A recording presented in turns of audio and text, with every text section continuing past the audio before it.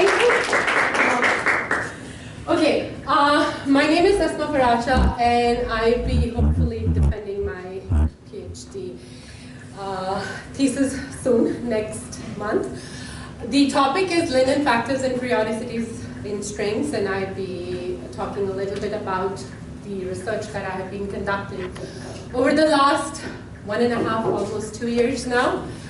So hopefully I would be able to provide you with some superficial view of what this field or what this work is all about and what I have done so far, my contributions, and then some of the points for some future work in this area. So the presentation is going to be divided in a couple of sections. We are going to talk about some background work that has been done so far, which gives motivation for my work. I'll be talking about 2 different algorithms. One, which is the complete algorithm for the computation of Lyndon arrays. Its complexity is n log n, and it's the novel algorithm that I had worked on. And then there is another one, which is one of the work that is done by Baier as one of his master's thesis. And it came during the time when I was working on my research, and it kind of provided a turning end to my research that we had done up to that point. So we had looked into his work, and then we provided a modification, and we had created or kind of signified and pinpoint a connection that he didn't talk about in his work. So we are going to look into that. For that, there are a couple of data structures that we had identified and come up with. So there are going to be definitions about those data structures, and then there is going to be the modification of one of his phases, and the result of my modified algorithms, conclusions of all the work that I have done so far, and then suggestions or kind of indications of what the future could be. So everything, or kind of the main goal here is we are looking for runs in strings, which is one of the very significant property or characteristics of strings is. In stringology or in string processing algorithms, repetitions and runs have significance, because then they have their applications and implications in compressions, pattern matching, decoding, and DNA analysis. So we are looking for the maximum number of runs that a string can have, and in order to kind of do a quick overview of what a repetition or a run is, we have a string which contains, alphabets. We are talking about a finite set of alphabets here. We are talking about finite strings, and I might use a string and word interchangeably in the same context. So a string contains of alphabets, and then there are a couple of repetitions. Some of the repetitions are extendable and some are non-extendable. So here, if you can look at a repetition BA and a repetition AB, both of these are extendable. One is right extendable and the other one is left extendable. But we have, oh yeah. Asma, BA and AB is not a repetition. It's a part of, it is. No. We have BA. And we have BA. Right, but it's not a run. But they are not adjacent, right? You know, you have to have the repetitions. They have to be. You know. So you have there too, ABA and ABA, right? But which is the run? This is, by the way, the BA and BA are called repeats. Yeah, if they are not adjacent, they are called repeats. Repeats. Okay. If they are repetition means they need to be adjacent. Yeah, okay. So so I'm going to be corrected. So BA and AB are repeats, but not the runs. And the non-extendable repeat here is the run, which is ABA, right? So we are looking for the maximum number of runs in a string. The question, which is first being kind of linked to Kolpakov and Kucherov in 1999, and it's finally settled by Bannai, who says, or who shows through his work that the maximum number of runs in a string are fewer than the length of the string, and he does that by mapping runs to the starting position of its L roots. To do that, Bannai algorithm uses the knowledge of all maximal Lyndon factors, and he kind of uses that maximal Lyndon factors to identify the runs in a string. The maximal Lyndon factors, or Lyndon when we talk about, can be used in context if there is an order that is given of the alphabets.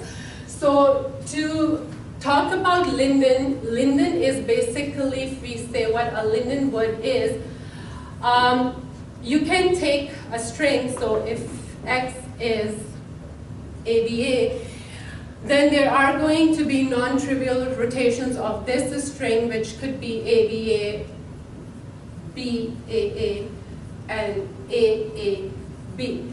A Lyndon word is the lexicographically lowest or smallest rotation, non-trivial rotation of a string. So we are looking at the maximal Lyndon factors, and those maximal Lyndon factors are going to help us in finding the maximum number of runs in a string. Okay. The most important aspect of Bannai's algorithm is, up till today, this is the algorithm which is not using the Limpel's decomposition of a string, which itself is a very complex task. Up till Bannai, anyone who was kind of looking at the maximum number of runs in a string goes for the Limpel's decomposition of a string, and then they were able to figure out the number of runs. So from this, we come up with the question is, what is more harder? It is the conducting or computation of the Limpel's decomposition, or is it finding the maximal Lyndon factors of a string given an order of its alphabet? Yes? I'd like to know which is harder too, but I don't know what Limpel's decomposition of a string is. It basically looks for the longest repeating strings and then replaces those longest repeating substrings. So longest repeating substrings within a string, and then replaces that with something of a smaller size. So you're looking for a maximum. No, that's the Limpel's compression, right? But decomposition, it's just taking chunks of it, right, with certain properties. Okay. That's actually a very good question. It will come during the defense. So you better learn how to answer that one. Okay. Right? Yeah. Yeah, that's a dumb question. Look, repeating, does repeating mean you allow overlaps for something to repeat? No. No. No. Okay. No. Okay. They are not going to be overlaps. They are going to be adjacent, yeah. as you have previously. But they are not going to overlap. It's sometimes called tandem repeats or repetitions. Yeah. Yeah. Yeah. Repetition implies tandem repeat. It's just Separate. Yeah. Yes. Just that. Okay. So, when we worked with maximal Lyndon factors, we come up with a data structure for the computation of the maximal Lyndon factors, and that is Lyndon array. Lyndon array is a very simple and fairly new data structure that we had used in the computation of maximal Lyndon factors. So what a Lyndon array is, given a string, if you identify the maximal Lyndon factor at any position I, then Lyndon array will contain the length of that maximal Lyndon factor. So for example, here we have a string, at any position I will look for the maximal Lyndon factor. So a maximal Lyndon factor is the one which is again going to be a Lyndon with the lexicographically smallest rotation of the string. So the length of that maximal Lyndon factor at position I is what will the Lyndon array contains of. So here you have a string and you have a Lyndon array by computing the maximal Lyndon factors at any position. How we are going to compute this Lyndon array? Before you move on. Yeah. Do you want to just remind me personally, because maybe everyone else knows, but what's a Lyndon factor again? Okay. Your example doesn't seem to generalize here. So we talk about Lyndon word. Yeah, what's a Lyndon Right? word? We talk about Lyndon word, and the Lyndon word is the lexicographically smallest non-trivial rotation of a string. Right? String. So a string can be factored. A string contains substrings, right? So those substrings can like we are looking for Lyndon factors in a string. So we are doing the decomposition of a string. A string can be decomposed in a non-increasing set of Lyndon factors. So at any position, you're looking for a Lyndon word that is maximal. Okay? So starting at position I equals to 1, we have A, B, B, which is the maximal Lyndon word. Why? Because this is the lexicographical smallest rotation of the string. You can have B, B, A, and you can have B, A, B. These are the 3 possible rotations of this string, and of these 3, this is the lexicographically smallest one, right? You cannot extend it, because if we are going to extend it one more, like if your question is why it's ABB, why it's not ABBA. So if I'm going to do ABBA, then the possible non-trivial rotations are going to be BBAA, BAAB, and then AABB. This is Lyndon, so this is not Lyndon, right? So at any position, we look for the maximal Lyndon factor. Maybe it would be good for the slides, put instead of Lyndon factors, maximal Lyndon factors? Okay. Right. Okay, yeah. So now this is there, right? So ABB, standing at this, the value is 3. If we stand at here, B is, that's the only Lyndon, like that's the maximal. We cannot extend it, because BB, then it's not going to be. Again, the other thing here is, it's supposed to have unique rotations, right?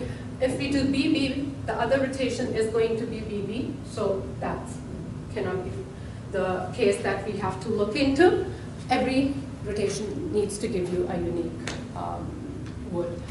So standing here it's 1, standing here it's 1, standing here it's 2, again 1, 2, 1, standing here it's 4, and then 3, 2, 1, and 1, right? So that's Lyndon factors, that's Lyndon array. So to finding the maximum number of runs, you need to find the maximum Lyndon factors. To find the maximum Lyndon factors, you need to find the Lyndon array. So now we have to look at how to compute Lyndon array. It's not going to be that easy that you just stand here and do like this, right? So the question is computation of Lyndon arrays. Sorry.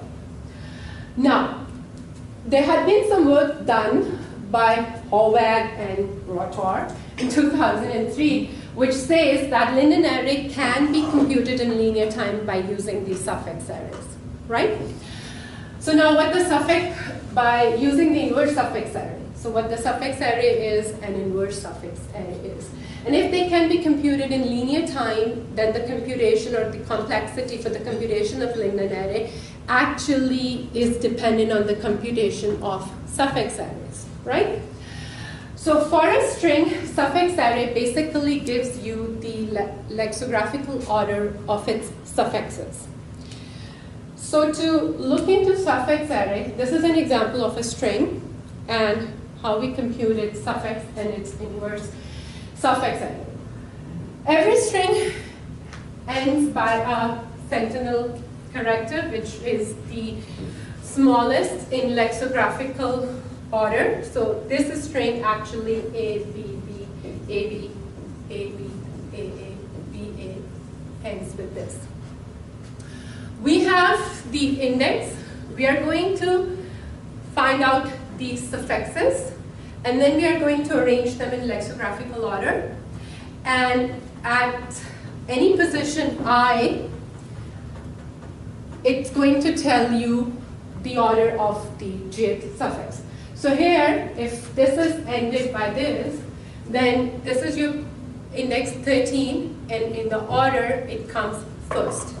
And then you have your suffix A, which is at 12, and at the order, it will come second. So at position 1, you have the index 13, at position 2, you have the index 12, because this is that's how the suffixes are going to be ordered. And then inverse suffix array, you will take the suffix array and you're simply going to look at index I, the position, the value, and then that will be used in your inverse suffix array. So if we have the inverse suffix array, we can compute the Lyndon array from the inverse suffix array in linear time. Now, we moved as the work that have been done for the linear suffix arrays, because we would like to come up with an algorithm which is going to be an efficient algorithm, which is going to be fast, linear, and compute suffix arrays, so then we can get the Lyndon arrays and the maximum number of runs in a string. The work, this is a kind of an overview of the work that had been done for the linear time suffix sorting algorithms. The data structure introduced from 70s to 90s was suffix trees, which was originally introduced as a powerful data structure with a number of applications. And people were trying to figure out a linear way for creating suffix trees, which was later, a lot of people moved from suffix trees to suffix arrays because of the space efficiencies. Suffix arrays are space efficient, and finding a linear algorithm for suffix array become more of an interest. One of the most significant research work, if you're going to look into this area, is done by Farah, who created or who come up with a linear algorithm by reducing, or by getting a string x, getting a suffix tree for a reduced string y, and then from that calculating the suffix tree of the original string. Our novel algorithm kind of based or used on that approach, and we tried to reduce the string and find the suffix array of the reduced string, find the Lyndon array of the reduced string, and then expand it to a full version, So making sure. There, one important thing, recursion. Recursion. Yes. Okay. You have to mention how the reduced string suffix tree or array or whatever is obtained. Yes. The other thing that is here is all of these algorithms, they are recursive algorithms. Complex, practically not too fast, and they use recursion for reducing the string. Some significant work have been done by 3 people, Zhang, Chan, and Nang, and they had the induced sorting suffix construction algorithm, which are up to date, some of the highly fast algorithms available. Baier in 2015 provides a linear time suffix array construction algorithm, which is the first non-recursive approach. By the way, he's German, it's Uwe. It's not It's Uwe. Uwe. Okay, Uwe Baier came with a non-recursive algorithm. Yes. You've mentioned recursive algorithms before, now you're mentioning non-recursive algorithms, and as far as I understand, all algorithms, recursive or otherwise, can be written via loop or via recursion. No. You can reduce between. Are we talking primitive recursion, or are you not allowing higher order recursion? Right. If you have higher order combinators, then they become the same. What system are you working No, with? no, no. Look, only tail recursion allows you to. Yeah, if you have a tail recursion. Yes, tail recursion becomes a loop. So no, this is a non-tail recursion. What's going on? So right. You want to compute a data structure, whatever, right? For a string, you create a shorter string. Use the recursive call to create a data structure for the shorter string. Oh. Then you blow it up, and you get sort of partial data structure for the bigger string. Then you fill in somehow the missing information. That's the idea, right? Oh. So this cannot be replaced by iteration. By iterations, yeah. It cannot, right? And all the linear algorithm for the suffix array, including the one 2009, the fastest now, they are all recursive. We don't know how to do it elementary, without recursion. The Uwe Baier was the limitation. first who came You with. can't reduce it with higher order combinators? No. Has it been proven that you can't, or everyone who's tried has failed? No, first, for instance, Sparks algorithm 1997, it's so complex nobody even bothered to implement it. Implementing. Right? You don't know what to Sounds reduce it. useful. But yeah, I don't know if you know the story of the Hanoi Towers. Yeah. You know, of course, you know, it can be, but the algorithm is absolutely unusable if you try to turn it into iteration. Yeah. Of course, you know, recursion can be turned into iteration with your own stack. Yeah. Yeah. Every time you push things up the stack. Right. Yeah. But it's very convenient to have the system stack to do the work, right? So you know, that's you know. In a nutshell, the problem until now when Uwe Baier came with the non-recursive algorithm. So his was the first non-recursive human consumable one. Like that was easy enough for people to read. Well, it's not. No, it's not easy. That's another thing. Also, 97 is not easy. His thesis is just that one algorithm. Okay, that's a beautiful thesis. Yeah, Yes. and it's still, I'm still not completely sure that it's correct. It's a good thing Lars is going to talk about correctness next. Yeah, and yeah, I think so. It is at least that. Asma will be talking about it. We did prove the second part correct. Oh, good. Okay.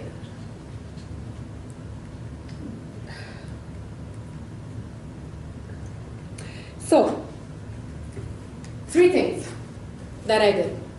Number 1, kind of looked deeply into the relationship between Lyndon arrays and suffix arrays, because it's not being kind of significantly stated in a lot of places. Presented, worked with the novel algorithm, which is going to compute the Lyndon array using recursive reduction. Looked into the Uwe Baier's work and provide a modification for one of his phases, and which is the second phase where he sought the suffixes, and in doing so come up with a couple of different data structures and establish that there are linear equivalents between those data structures. So if you have one of them, then you can linearly evaluate or compute the other data structure. So if you have the maximal Lyndon factors, and then there is a linear equivalence between the sorted suffixes and the maximal Lyndon factors. Our implementation for the phase 2 of Baier is pretty fast, but because it replaces some of the, or most of the dynamic aspect of the algorithms with Reddit's sort. So I'm going to talk about it when By the way, we'll go to that. Here during the defense, somebody can say, well, that's true as long as the array fits in the cache, right? Yes. So what you have is faster, but it's not as cache Friendly, yes. as Baier's, Baier's, yeah, you know, yeah. it's much slower. So it will be, for shorter string, it will be faster. Yes, Right. but then it's gonna kind of, it can work with any type of strings or like But the with moment, large alphabets. the moment, Then it's gonna be comparable with right, it. the radix sort is based on bucket sort, and the moment you cannot put the whole array in the In it. cache, it Then will it be, becomes a problem. Yeah. And believe me that people in the committee will, you know, somebody will ask you about it, right? So don't say that it's faster. They say use It's something good. like potentially Faster. faster, Okay. right? Tone No it down claims. a little bit. Okay. Okay. So our algorithm is going to compute the Lyndon array based on Farah's approach. So there is going to be a reduction of the string, and we are going to see how we do that reduction. So we had come up with a reduction scheme. We come up with an alphabet for our reduction, and then show how that reduction preserves the maximal Lyndon factors properties. And again, the Farah's approach is the one that is followed by all of the linear algorithm except for the Baier's, which is the non-recursive one. Okay, so we are going to reduce a given string and we are going to compute the Lyndon array of the reducer string, which is going to be give us a partially filled Lyndon array for our original string, and then we are going to expand it to fully compute the Lyndon array of our string. For that, we are going to use top pairing, which is going to pair our string alphabets. So let me first show you the example, and then I will come to this. I'm sorry, you just changed slides and you didn't tell us what AD. No, I said I'm going to show you the example and then I will go back to that. Okay? Be patient. We have a string X, which is A, B, B, A, B, A. Okay? We need to find the Lyndon array for this string. Now here, we would like to reduce the string so that the size of the string is going to be smaller, and then we are going to compute the Lyndon array of that reducer string. No, we're not going to compute it. No, recursion will do it miraculously for us, right? We'll just make a recursive call and for the shorter string, and it will give us the we are going to, okay. So how that recursive call is going to give us a magically smaller string, I will try to explain it. No, you don't have to. No? Yeah, the recursion should be explained this way. You know, every recursion works that way. You make a recursive call for something smaller and smaller and smaller and smaller until it reaches the base case, right? And then, you know, each one will return the bigger thing until where you are, right? So we don't worry about it. By the way, if somebody asks you what's the base case, it's all like, what's the base case? Yeah, no, the recursion has to stop somewhere. Stop. Right, so where does it stop? When we have the smallest size. Which is?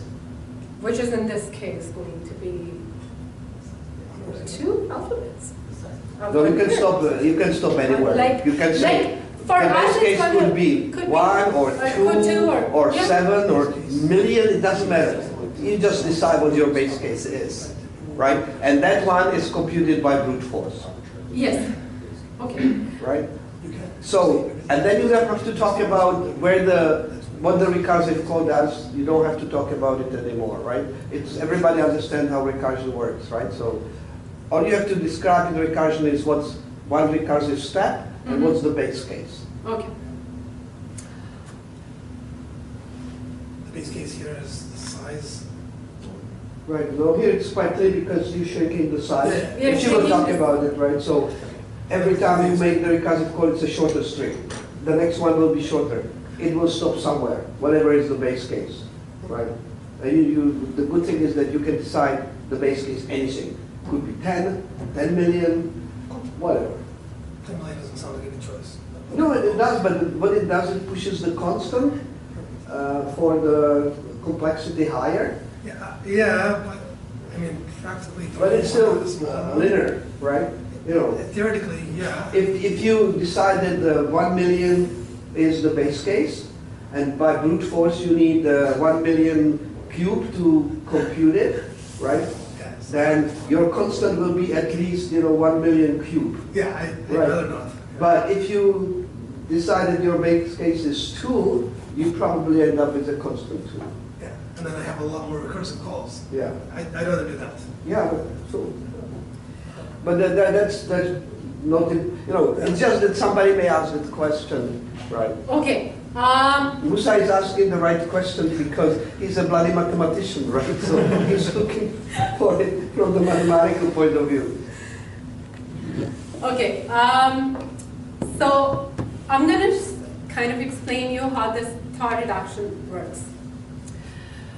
We have string, and we are going to... Can I interrupt once more? Okay. Yeah, no, sorry, I'm sorry. No, because people, again, some people, what comes on mind is Dr. Janicki. He's also more mathematically minded, right? So he will just say, okay, why don't you just compute for half of the string? Yeah, because then you cut in half every time. It's fine. Right? Look at logarithmic. We're not just cutting it. We are reducing it by using the a scheme, and that scheme has got. Now imagine that you cut it in. Yeah, imagine that you cut it in half, right? Then you have the other half to compute, which is exactly as hard as the whole thing, right? It's logarithmic. It's not linear. So there is no way how you can from the first half determine what the second half is going to be. It's right? not, yeah. What we need to do is somehow to make it shorter, but somehow get enough information for the rest of it. Because it's not a sequence kind of a string. You don't know that it's a sequence that it's growing, that you compute for the first half and then you can reproduce the result for the second half. So both the two halves are going to be entirely different. First half is not going to be. No, Richard will definitely ask this question. This is somebody please don't note down those questions and give it to me. Okay. No. So that's why the string has to be not only shortened, it has to be transformed into something different. And it needs to preserve the properties from the original to the reduced one. Yes. Which properties? The order properties? The Lyndon, maximal Lyndon factor properties. So, but relativized, because now the links have. Yeah, sure, relatively. Relatively, but yes, but the preservance is there, right? So our reduction is keeping that in mind that it's going to do that. So do you have like some sort of monotonicity property then? Because you have the order and you're preserving the properties relatively. Yes, so, because So is your underlying theory then a poset of some sort? Because the pairing that I'm going to do, when I'm going to replace it by an alphabet, that is going to preserve the ordering of my pair. Right? So if I have a pair A, B, and if I have a pair B, it's not preserving it, it's induced by that, because, you know, it's not preserved, but basically, if something changes the order of the alphabet, the little A, B, and whatever, it will correspondingly change the order of the big alphabet, right? So it's in sync. It's induced by the order, right? So implicitly, it works with that order. Okay, so okay, that's cool. So in some sense, you're doing a mapping between strings of one alphabet to the other alphabet, such that the agency relationship is preserved. And in particular here, we're taking the string small a, b, and turning that into capital A. And so now we can rewrite the longer, smaller string as a shorter, big, capitalized string. All right. Yes. So you're just doing a monoid homomorphism of some sort. Yes. Okay, But so there is to be very careful because it has to preserve the maximality of the limited factors. Oh, okay, so is it the case that all monoid homomorphisms over the free monoid do not preserve Lyndon? Because the order is still there. Yeah, but it's... but the pairing is how you're doing pairing, like how you make A, B here and B, A here, and then you're doing an overlapping here. Look, all of those. if I, for instance... The making of the which pair. I imagine that we would just switch A and B, right? So the first pair would be replaced by B, the second pair by A, the next pair by B, the next pair by B, you get completely wrong results. And the monotonic property is preserved. Yeah. Yes, so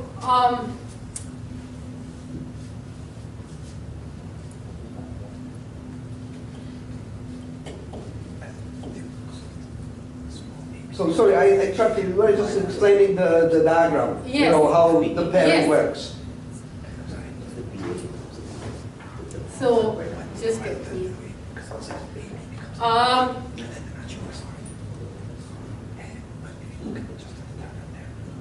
We will look for sending ranges and descending ranges. Okay, so you have. But by the way, you could explain it without the ascending, descending, what the range is. Okay. You remember the kind of the V situation? That's all what you have to. Okay, so I have a string and I'm going to pair the adjacent alphabets. So A and B is going to be a pair. Then I have B and A, which is going to be a pair. I'm sorry, the orientation doesn't actually matter in the drawing. That's just for visual purposes? No. No, it doesn't No, matter. repeat your question, sorry. The orientation of your rendition right there doesn't actually like matter. B higher than A? Yeah, does that matter? Like we get A is Okay, also so yes, that matters. Alright. So A, She said it matters. He said so it here, matters. yeah, it matters. So Yeah, here I have an ascending, Yep. right? And the second one is You decent. have A and B, and here I have a decreasing, right? So lexicographically, this is a decreasing. Cool. Whenever you have a decreasing pair, and then there is, again, an increase, you will have an overlap. Why didn't? Okay. Okay? So why we So didn't there do is overlap? always going to be an overlap. In the first pair, you didn't do the overlap with B and B. Because- The only overlap happens When you have- this. Oh, okay, so we Right? can't see the other way. Whenever you have, after a descending or after decreasing range, you have an increasing one, there is going to be an overlap. Okay? And the reason is, because what you need is to make sure that every guy who starts the ascending range, Right. right? We need the value for that. We need to be, Asma will be talking about the black and white sort of positions, right? We need it to be a black position. So then how do you deal with the consecutive base? For example, if your string starts out with A, how would that look like? Is it just going to be a monotone then? So your A is going to be an increasing range. Because it's the constant, right? It's an Yeah. increasing A and A. So Okay, so the capital So A either you have your Right. X Rather I than- is okay. greater than I see, I see. and equal to X Okay, that makes one. sense. Right. Oh. Yeah, if it is A, That is we constant. consider it Yes. increasing, That makes sense. Okay? right? So That's good to know. Increasing is preferred from decreasing, right? So for instance, B is besides, because that's exactly what you need for Lyndon. It's Lyndon, Yeah. right? Yeah. So we are trying to kind of preserve the Lyndonness as much as possible. that's why we would like to get all the increasing range, the entry points of all the increasing ranges. So then, for example, if your string is composed of 3 characters, A, B, there would be no overlap, so B. Then there is going, so then you're going to put the sentinel character at the end, Yes, Okay. the empty one, and then you have Okay. A and sentinel, right? you're right. There will be nothing overlapping, Right. Yeah, there would be nothing overlapping, but then you put the empty which is actually the nicest and easiest case. case, yeah, because that gives us the linear, instead of the logarithmic, it gives us the linear algorithm. If we have all ascending ranges or if we have all descending ranges. They are the simplest ones, they are the nice ones. Okay, So, sorry, another question. What happens if your alphabet is composed of more than 2 characters? Would have to have multiple descending? Oh, yeah, you can have. okay, You can have whatever. as many as, this is the simplest case one of the simple cases that I had in the thesis, so that's why I But the provided overlap- here. But you can have multiple, The yeah. binary alphabet is the hardest. So the overlap only occurs when there's a descending followed by a strict Yeah, descending. Yeah. only this. We need the first We guy need a V. to be special. First guy of every ascending range has to be special. Oh, you just said the binary case is hardest. So if I have an alphabet of size n, then I'm just doing dictionary ordering, right? Like I order like I have a normal dictionary, lexicographic ordering. And No, just ordering of letters. Now we are looking at Lexicographic, individual yeah. letters. Yeah. So the order of the alphabet. Yeah. order of We don't have Yeah. to extend it to lexicographic. You're not doing No, lexicographic. we are just looking at the order of the alphabet. and that would make it easier? Or does Binary one is just hardest. I just want to know why is it like, does the problem reduce? Why is 2 Because harder than n? if you think about it, if you have two, these kind of up and downs can happen more often. Oh, okay, I can get more zigzags. Right. Okay. You have more know, you get overlaps more instead of zigzags, having right? disjoint. And the zigzags are where we are kind of losing. But I mean, like, okay, fine. What if I take a string, uniformly distributed, or if I take it from a distribution of my n alphabet so that the zigzags are as distributed as if you were in a binary situation, right? Yeah. So I mean, but this is like probabilities now. So it's like if I want to on an Sure, average. then you will end up, Yeah. in the translation, you will end up, after the reduction, you will end up with a binary string anyway. Oh, Right, yeah, so, but, the zigzags are where we are losing. Because the moment this overlaps, the reduction is not as, if they were all, give them an example when they don't intersect at all. Yeah, you have it in the thesis, right? Where there is no overlap. So we can do like AB. Yeah, for instance. This is the simplest one, Yeah, right? right. And so it will translate to AAAA, which the Lyndon array for that is 1111. You know, and Yeah. 1, 1, 1. One. And if we are going to And then- expand it for x, it's going to be 2, we don't know here, 2, we don't know here, 2, we don't know here. Which is then going to be 2, 1, 2, 1, 2, 1. A linear. it makes it easy. Sure. This one. Okay. But then going back to R. So this is how we are doing the pairing, and we got the reducer string. We have got the now along with the mapping, providing an alphabet for a pair. The other thing which is significant here is the black and white positions. In every pair, the starting position is labeled as black and the ending position is labeled as white. The one where you will have an overlap, that position is going to be labeled as black and white. You're not going to have one pair overlapped more than once. So that is something that is there. When we are going to compute the Lyndon array, we will know the maximum Lyndon arrays or the entries for all the black positions. We have to compute the ones for the white positions.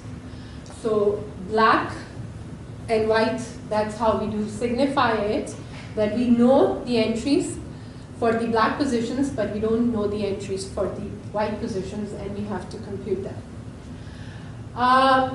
If I'm going to sum up what the entire algorithm is going to do, it's going to compute the Thor reduction of the given string, and whenever it gives the new string, that is going to be either half or 2/3 of the size of the initial string.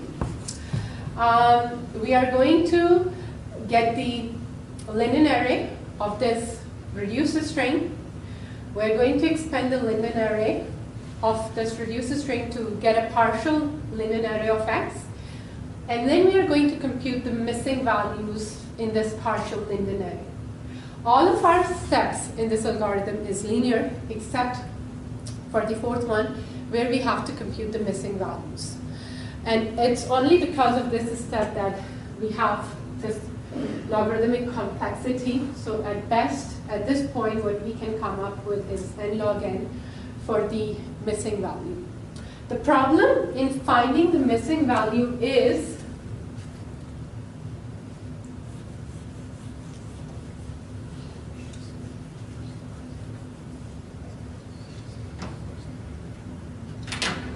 I'm going to give you an example.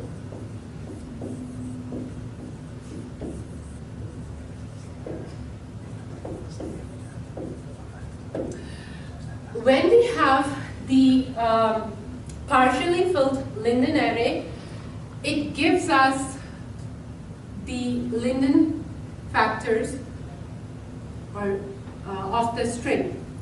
For finding the maximum missing values, the problem is we need to look at how far a factor can be extended to give us the maximal Lyndon factor. To figure out that thing is where we end up in having the n log n complexity.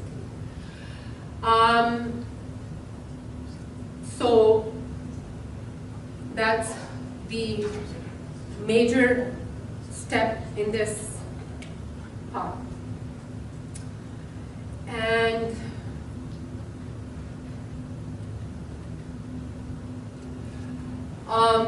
as a result of the algorithm, the theorem that says that the tau reduction preserves the maximal Lyndon substring for the given string. So if we have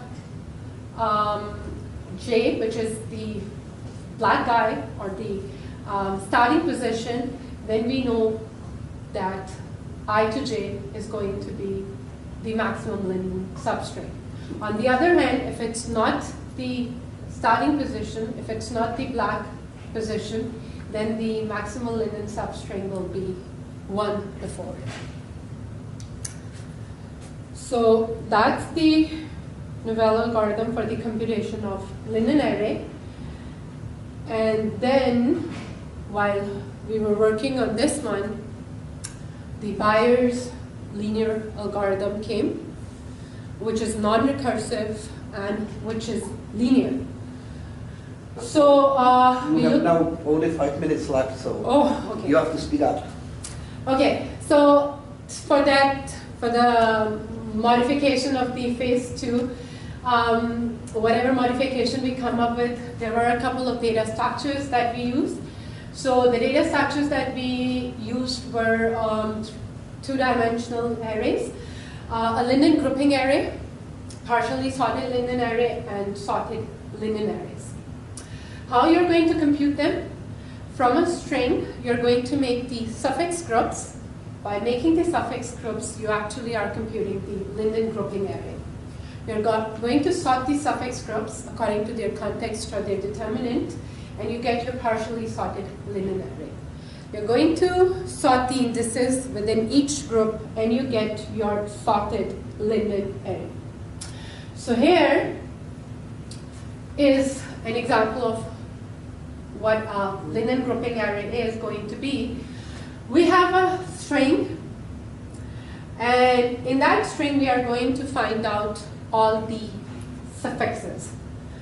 So here we have a suffix, No, or the Lyndon factors. Sorry, the Lyndon factors. We are going to find the Lyndon factors.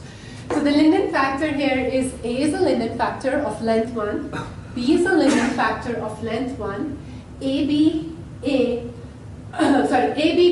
is a Lyndon factor of length 3, and then we have a Lyndon factor ABA, BBA, BBA, BB of length 11. So we have 4 maximal Lyndon factors here, and some of them are repeating. So for example, A is at position 1, that is the maximal Lyndon factor. Then at position 12. Yeah, it's only 12. It's only at 12. Because for one it's this one, right. And then B is at position 2, at position 4, and 5, 7, 8, 10, and 11.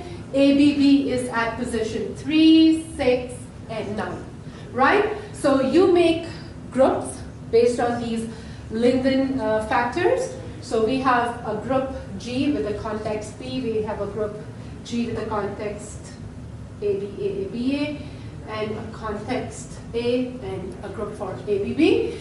So the Lyndon grouping array contains, for simplicity, I have represented it as IL1 and IL2.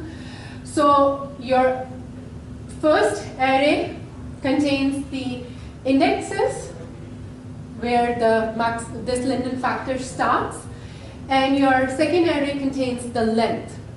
So so for GB, the Lyndon factor is of length 1. So all the indices here in this group have that Lyndon factor of length 1. So the first position is going to have entry 1, and then all others are going to be 0 because they have exactly the same length. So that's how we make different groups, and we call it the Lyndon grouping array. Now if you look at the Lyndon grouping array, it's actually, from the Lyndon grouping array, you can actually compute the Lyndon array in linear time. If you look at these twos, they have a linear equivalence. all you need to do is you need to replace the zeros with the length of that Lyndon factor, and you would be able to compute the linear array in the Lyndon array in linear time. So here is the lemma that says that if you have the Lyndon grouping array, then you can create Lyndon array in O(n) steps. The second one we had is the partially sorted Lyndon array, in which we sort the groups. So you have the context, and based on the context, you're going to arrange the group in a sorted order. And this is how you get your partially sorted Lyndon array. We have A, and then the second group, and then A, B, B, and then B. Now, Lyndon grouping array and partially sorted Lyndon array are not unique. So you can arrange them in different ways. They are not unique. From the partially sorted Lyndon array, we can get the sorted Lyndon array when we sort the indices within a group. So here, if you look at the indices within a group, we look at the Lyndon factors at the indices, and they are arranged here in or they are arranged in a sorted order here. So 8, 5, 2, 10, Asma, now the committee would say, what do you mean they have all the same context? The same? No, they do, okay, No, they have now the same the term was context. suffixes. Okay, but it's the suffixes. So for example, Yes. here, if I'm gonna look at 8, 8 is B-A-B-B. Right, you have to look at the whole suffix. Yeah, you have to look at the whole suffix, and you have 5, which is B-A-B-B-A-B-B-A. So this is the suffix. If you look at the suffix, this is lexicographically smaller than this one. So that's why it comes first. 5 comes before 8, right? So when you're going to sort the within indices within a group, you have to look at the entire suffixes. Okay. So you got your sorted Lyndon array, and from there you have your suffix array.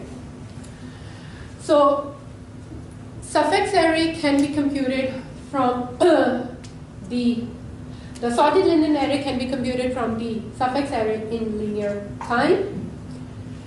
And should I go or should I stop? No, the time is getting Yes. yeah. Okay, so I'm going to stop. Another minute or 2 minutes for the last points, if you like. So I'm just going to go over, I'm going to skip a couple of these By the way, maybe slides. for the presentation for the defense, skip the delta operator. Okay. It's too much of a technicality. Okay, Right, yeah. And there will be no I'm time gonna- to explain it. okay. So,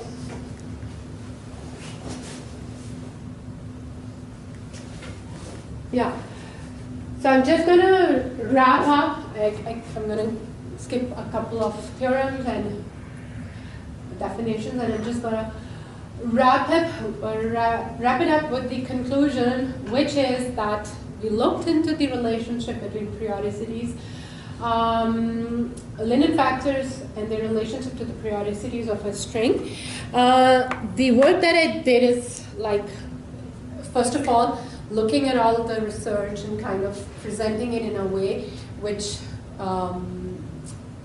signifies the relation between runs, periodicities, Lyndon arrays, and suffix arrays, and then providing an eval algorithm for the computation of the Lyndon array, looking into the Baier's work and providing a modification of one of his phases, and identifying that what he is doing is actually computation of Lyndon array. He never mentioned anything about that. So looking into his work and co-lining it with the Lyndon arrays and providing a somehow computative modification for one of his phases. Okay, thank you. Next slide. Thank you. Thank you. Thank you. Thank you, and no questions. Yeah.